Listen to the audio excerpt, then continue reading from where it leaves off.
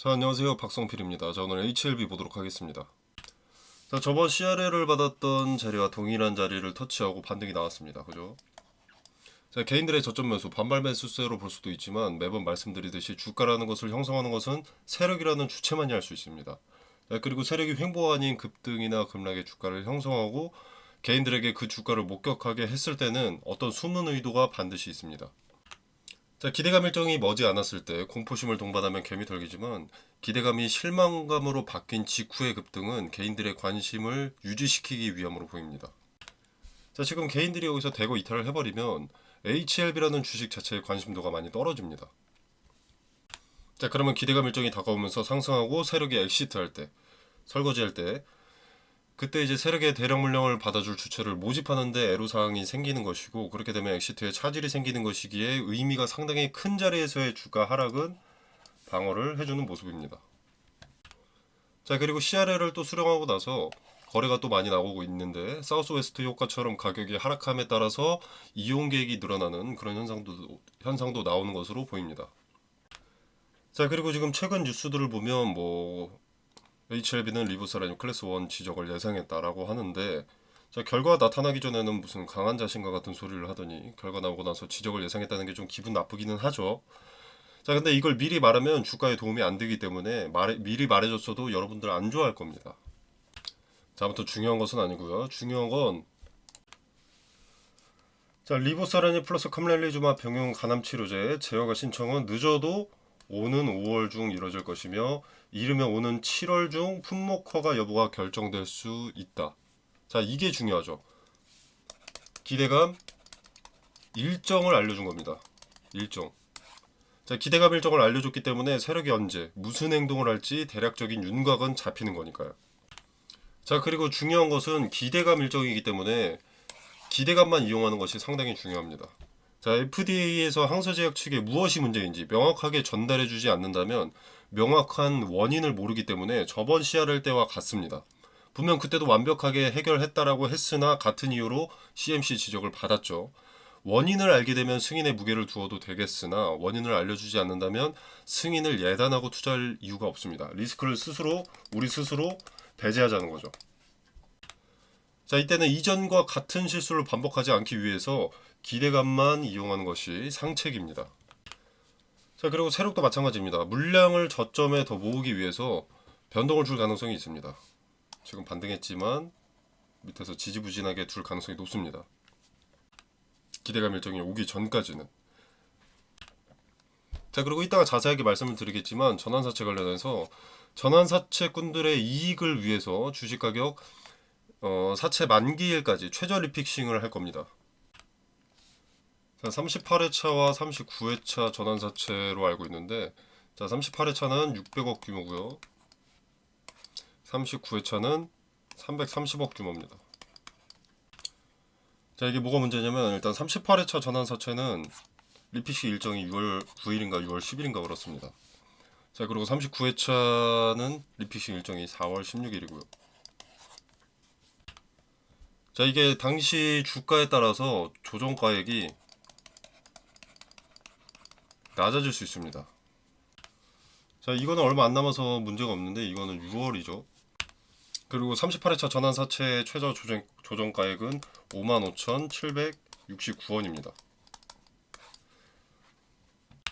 그리고 가액 조정은 3개월마다 한 번씩 일어나기 때문에 한번 최저 조정가액으로 조정이 되어버리면 9월 10일 날 다시 한번 조정될 수 있습니다. 자, 그렇기 때문에 5월 말 정도까지는 5만원대, 6만원대에서 머무르다가 전환사채 가격 조정일이 끝나고 급등할 가능성이 높은 거죠. 최저 조정가액으로 조정이 되어야 전환사채 꾼들 있죠. 전환사채 투자자들에게 유리합니다. 그래야 주식으로 전환할 때 더 많은 주식을 받아낼 수가 있으니까, 조정가액이 싸지면. 자, 그리고 나서 최저 조정가액이 확정되면 주가를 급등시켜서 극한의 이익을 가져갈 가능성이 높습니다. 자, 여러분이 전환사채 투자자입니다. 그래서 예를 들어서 300억을 빌렸어요. 자, 이걸 극단적으로 예시를 들었을 때 전환가액이 1원이 된다. 자, 그럼 주식으로 전환했을 때 300억 주를 받게 되는 거죠. 근데 이후에 이제 최저 조정가액이 확정나고 주가를 급등시켜서 주당 10원이 됐다. 자, 그럼 300억 빌려주고 3천억 벌어가는 겁니다. 그죠? 자, 이런 맥락으로 최저 조정가액이 확정되기 전에는 주가를 눌러두고 조정가액이 확정되고 나면 그때 주가를 급등시킬 가능성이 높다는 겁니다. 자, 그래서 당분간은 누를 가능성이 상당히 높죠. 자, 그리고 이제 클래스 1의 가능성이 높기는 하지만 클래스 1, 2가 아직 정해진 것도 아니고요. 그렇기 때문에 아직은 아래 구간에서 횡보할 구간입니다. 그리고 이제 3월 31일 전 종목 공매도가 제기됩니다. 자, 최저 조정가액을 맞추기 위해서 주가가 낮은 상태로 유지되어야 전환사채꾼들에게 이익인데 공매도로 돈 벌면서 주가를 낮춰놓을 수도 있는 겁니다. 양쪽으로 이익을 취할 수 있는 거죠. 여러분이 전환사채 투자자고 장내에서도 주가를 휘두를 수 있을 정도로 자금이 여유롭다면 극한의 이익을 가져가기 위해서 어떤 행동을 하시겠습니까? 당연히 최저 조정가액 가져가고 이후에 가남치료제 기대감은 살아있으니까 이벤트 일정이 나왔으니까 뭐 장내 자전거래든 통정거래든 뭐 주가 기대감 크게 반영시켜서 양쪽으로 수익을 거두는 것이 상식적이겠죠. 그리고 여기다가 이제 최저 조정가액 맞출 때 공매도도 재개되고요. 자, 그래서 한 달 정도는 지지부진 횡보하다가 바닥 다지고 기대감 반영되기 시작할 가능성이 높습니다. 자, 그리고 이제 클래스 1이 확정이 된다. 자, 그러면 2달 내에 결과 발표죠.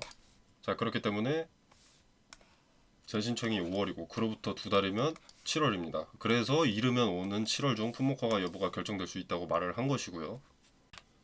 자, 그렇기 때문에 5월, 6월 기대감에 시세를 크게 줄 가능성이 높고요.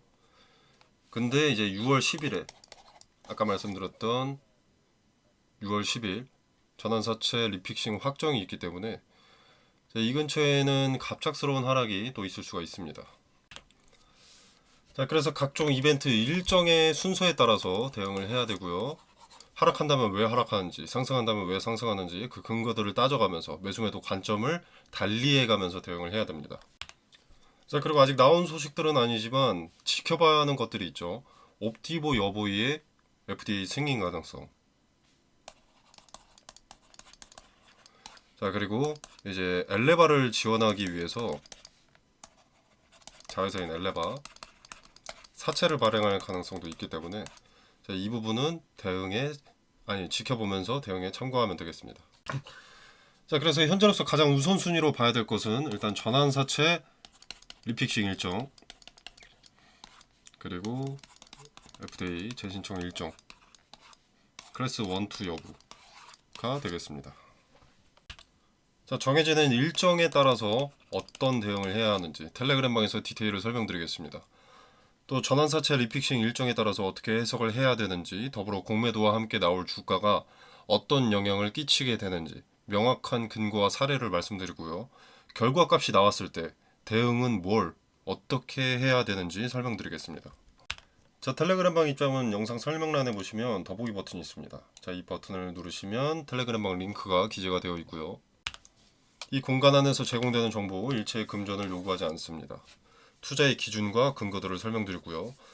자, 그리고 개별 종목 대응 이외에도 HLB 대응 이외에도 추천 종목이나 검색기 설정법, 종가 매매 꿀팁 등 여러 가지 투자에 도움이 되는 정보들을 공유하고 있으니까요. 확인 한번 해보시길 바라겠습니다. 자, 여러분의 투자에 도움이 되길 바라면서 마무리하겠습니다. 감사합니다.